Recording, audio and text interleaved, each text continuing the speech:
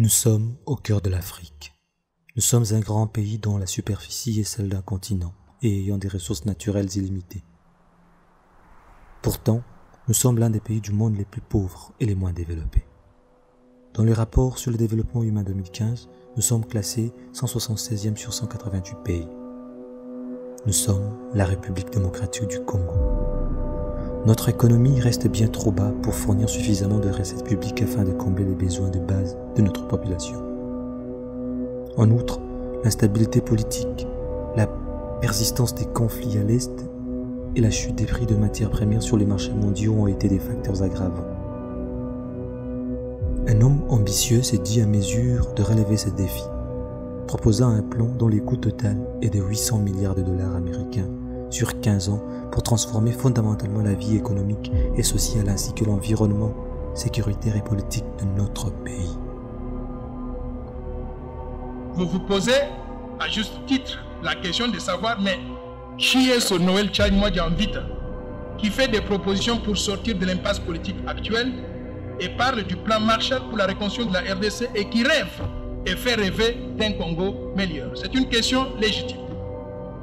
Mesdames et messieurs, je suis congolais, banquier, économiste international avec 35 années d'expérience professionnelle solide en tant que banquier commercial, banquier d'investissement et aussi banquier de développement. Je suis un spécialiste du développement des pays. C'est ça que je fais pour vivre, c'est ça mon travail. J'ai dirigé des programmes de développement qui ont permis à plusieurs pays de passer de groupes de pays à revenus faibles à celui des pays à revenus intermédiaires. Et je vous ai montré tout à l'heure un des pays, les îles du Cap-Vert, mais je peux mentionner plusieurs. Le Sénégal, le Mali, le Bhoutan, la Chine, et ainsi de suite.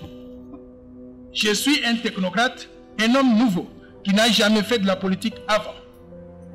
N'avoir jamais fait de la politique en RDC, à mon avis, est un avantage énorme étant donné la mauvaise performance du pays sous la gestion des politiciens. Je n'ai jamais fait partie d'un régime qui tue, massacre et enterre nos compatriotes dans des fosses communes. Jamais. Et je n'ai jamais fait de rébellion, ni pris des armes contre mon pays, ni contre mes compatriotes. Je n'ai jamais été mêlé au trafic d'armes utilisé contre nos compatriotes. Je n'ai jamais été corrompu, ni mêlé à la mauvaise gouvernance et à la prédation des ressources naturelles de la RDC. Je ne me suis jamais enrichi sur le dos de nos populations. Qui suis-je alors? Je suis docteur en sciences économiques. J'ai étudié jusqu'au doctorat avec la bourse du gouvernement congolais. Je suis un produit 100% congolais. Je suis et je serai 100% loyal à la République démocratique du Congo qui a fait de moi ce que je suis devenu aujourd'hui. Et c'est grâce aux études faites avec la bourse ou l'argent du gouvernement congolais et après plusieurs années d'expérience professionnelle solide de premier plan que j'ai conçu cette vision de développement baptisée le plan Marshall de Noël Tchad pour la reconstruction de la RDC. Ce plan constitue ma façon de renvoyer l'ascenseur à mon pays qui a tant investi à moi et qui m'a tout donné. Actuellement, la population congolaise est opprimée, privée de libertés individuelles et collectives, massacrée, affamée, clochardisée et abandonnée à son triste sort. Nous devons transformer radicalement le Congo, de sorte qu'il fonctionne mieux pour tous nos concitoyens, y compris ceux qui ont été et continuent jusqu'à présent à être marginalisés, c'est-à-dire les travailleurs et les pauvres, les femmes et les jeunes, les citadins et les ruraux. Il ne peut y avoir de paix sociale durable et de progrès économique réel qui laissent la majorité de notre peuple derrière. Les autorités publiques et les mandataires de l'État qui ne font aucune différence dans la vie de nos concitoyens doivent prendre leur retraite car étant arrivés à terme, au bout de l'imagination et aussi d'initiative. Notre priorité, c'est la République démocratique du Congo. C'est le peuple congolais que nous devons mettre avant toute considération. Notre vision de développement de la RDC est certes ambitieuse et grandiose, comme vous l'avez constaté. Mais elle est nécessaire pour mobiliser toute la population, les énergies et les ressources pour le développement durable du pays. La mise en œuvre de cette vision de développement permettrait d'atteindre le plein emploi et d'augmenter le produit intérieur brut de 394 $ aujourd'hui à au moins, je le dis bien, 15 000 $ en 15 ans. Je l'ai fait au Cap-Vert, je l'ai fait dans d'autres pays et je ferai même mieux dans mon propre pays. Pour atteindre ce niveau de développement sans précédent, la RDC a besoin d'un changement profond qui ne viendra pas tout seul en recyclant aux commandes des affaires de l'État les mêmes personnes dont nous connaissons les recettes et aussi les résultats médiocres pendant les 57 dernières années. Le véritable changement ne viendra pas en remplaçant simplement Joseph Kabila par l'un ou l'autre de ses actuels ou anciens collaborateurs qui doivent assumer avec lui la responsabilité de leur échec commun. Le changement ne viendra pas non plus avec des marionnettes médaillées à la solde de l'extérieur, mais sans vision de développement pour le pays.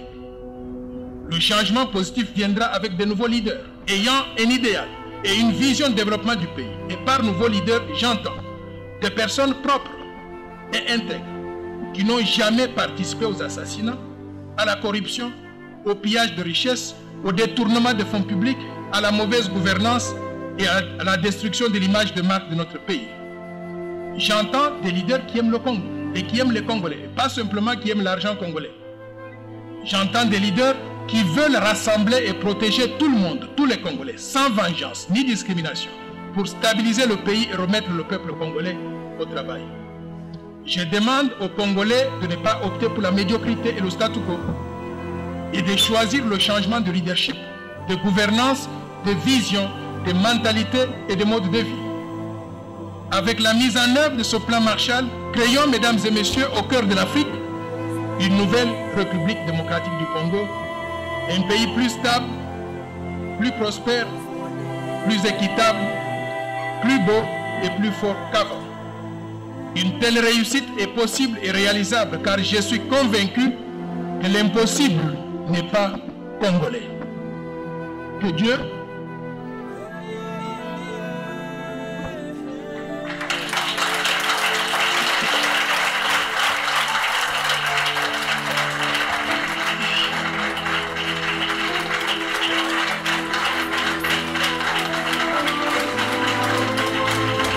bénisse la République démocratique du Congo. Je vous remercie.